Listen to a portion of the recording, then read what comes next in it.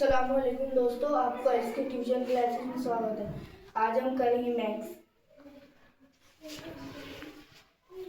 तीन दो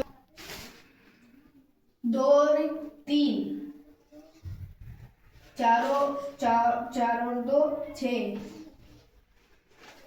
पाँच और तीन आठ, तीन और दो पाँच,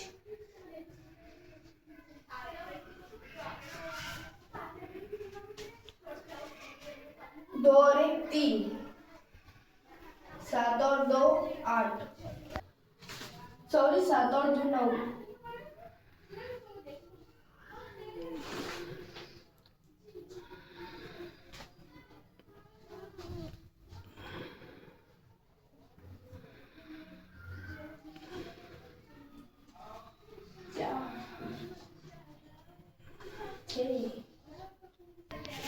इसके बाद मैं वजह करूंगा। दो में से एक गया दो, सॉरी, दो में से एक गया तो एक बचे। चार में से दो गए तो दो बचे।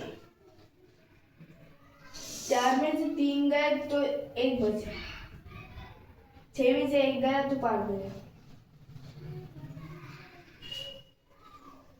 वजह छह में दो में से एक गया बचे एक, चार में से एक गया बचे तीन, तीन में से दो गए बचा एक, छह में से एक गए बचे पांच। तो मैं उम्मीद करता हूँ कि मेरा ये वीडियो आपको पसंद आया होगा। लाइक करें, सब्सक्राइब करें और फॉलो करें।